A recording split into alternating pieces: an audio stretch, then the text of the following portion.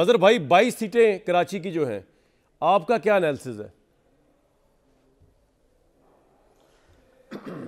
देखिए कामरान, कराची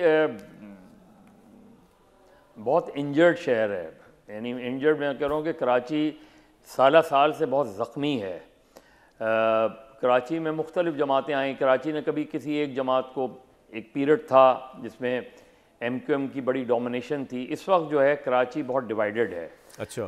कराची में Pakistan peoples party M कर रही है कि 6 से 7 सीटें, ऑलरेडी उनके पास 5 सीटें हैं। 2 शायद गालिबन उन्होंने बाई इलेक्शन में जीती हैं, 3 उनके पास 2018 के इलेक्शन में थी। ठीक।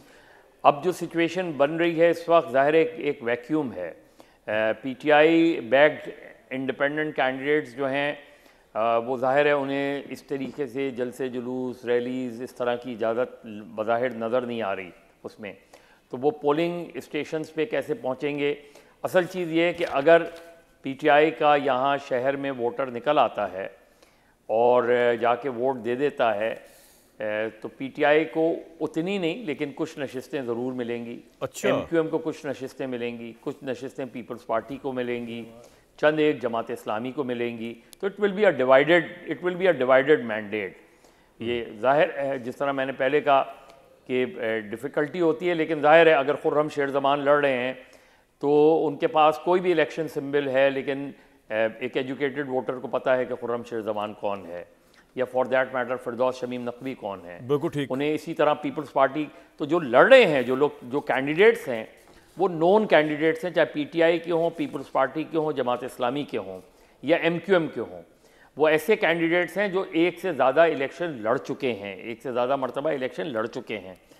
तो इसलिए मुझे यानी MQM ने रिकवर किया है कराची में, आप ये कह रहे हैं? क्लीन स्वीप बिल्कुल। कराची में किसी एक पार्टी के पास 22 सीटें डिवाइडेड होंगी कराची में। ठीक। किसी एक पार्टी के पास 8, 10, 12 सीटें इस तरह नहीं जाएंगी डिवाइडेड। सर आपका पॉइंट आ गया। फैसल भाई, ये जो इमरान साहब कह रहे हैं भट्टी साहब को कि 1 साल में ये दोबारा सारा कुछ वापस हो जाएगा, आपको लग रहा है ऐसे? क्या वापस हो जाएगा? वो कह रहे हैं भाई ये इलेक्शन जीत भी गए, ये धांधली हो भी गई 8 तारीख को, ये अगर पावर में आ भी गए नवाज शरीफ साहब एंड कंपनी, तो ये कंपनी ज़्यादा देर तक चलेगी नहीं, 1 साल मैक्सिमम 1 साल, उसके बाद सब रिवर्स होगा। देखिए, जिधर तक हम धकेल लाए हैं पाकिस्तान को और ब्लीड करा दिया है, और जो मदर साहब ने कहा कि कराची ज़ख्मी है, पूरा पाकिस्तान ज़ख्मों की ताब में है। उनको एम्बुलेंस में जितना जल्दी ले जाए और इंशाल्लाह हमारा ये ज़ख्मों की ताब के बाद वो ठीक भी हो जाएगा पाकिस्तान। अगर आप इमरान खान साहब को बिठा लें, नवाज शरीफ साहब को बिठा लें, पीपल्स पार्टी को बिठा लें, मौलाना साहब को बिठा लें, सारी पॉलिटिकल पार्टियां छोटी बड़ी को बिठा लें, दोस्त बना दें, सगे भाइयों से बना दें, इस तबाही के जो जिम्मेदार हैं वो इसको कभी ठीक नहीं कर सकते। As simple as that. ये बात सही है। ये एक डिज़ास्टर है, ये रेसिपी ऑफ डिज़ास्टर है जिसकी तरफ हम जा रहे हैं। और जो इसके ठेकेदार हैं वो बॉन्ड पेपर दें कि कोई टेररिज्म नहीं होगा, कोई सियासतदान मारा नहीं जा सकता, खुदा न खास्ता। जो मुल्क के हालात हैं, और दूध की नहरें बहेंगी, इकॉनमी सही चलेगी, डॉलर महंगा नहीं होगा, पेट्रोल महंगा नहीं होगा, गुर्बत नहीं होगी, बिजली के बिल दिए जाएंगे, रेंट्स दिए जाएंगे। वो अब ठेकेदार जो आंख बंद करके बैठे हैं पंजाब में और KPK में आइन और कानून की तबाही होने के बाद, कत्ल होने के बाद, और उन लोगों को सजाई नहीं दे पा रहे क्योंकि वो नून लीग के आधे ज़्यादा अक्सरियत है, तो फिर बॉन्ड पेपर अब हाफ पाकिस्तानी, अब हम मांगते हैं कि हमें बॉन्ड पेपर ये सब चीज़ें लिख के दें। राइट। आप जामिन बने मुल्क का, और अगर आप उससे भी ज़्यादा आगे जाना चाहते हैं तो बिस्मिल्लाह करें, मुल्क को चलाएं, क्योंकि आपको तो सब आता है, हम तो नालायक निकम्मे लोग हैं। राइट।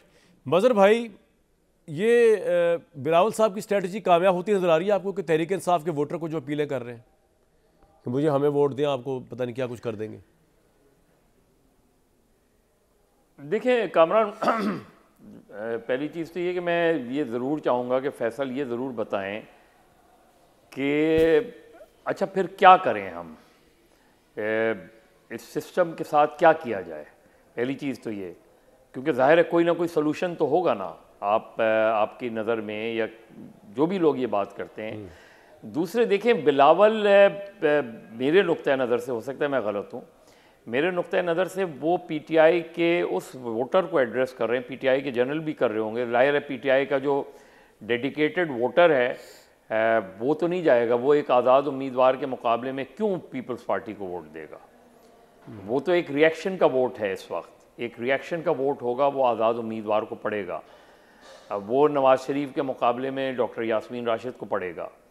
वो क्यों पड़ेगा पीपल्स पार्टी को? तो मुझे वो स्ट्रैटेजी तो नहीं समझ में आ रही कि वो क्यों आएगा, लेकिन पॉलिटिक्स में होता है, जाहिर है वो एड्रेस करना चाह रहे हैं। वो आप कह रहे हैं कि ये कामयाब नहीं उनमें से होगी बहुत स्ट्रेटजी ऐसा उसकी, बिल्कुल वोटर भी ठीक है जी, आपका ये पॉइंट। अब मुझे एक ब्रेक के लिए कहा जाए, ब्रेक लेते हैं जी।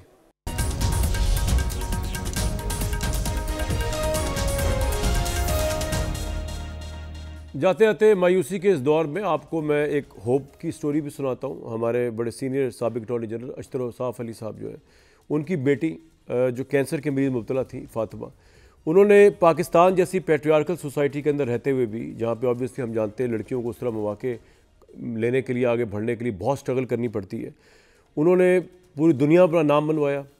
उन्होंने अमेरिका के 2017 में मशहूर तरीन प्रोग्राम टॉप शेफ़ में रनर अप का अवार्ड जीता।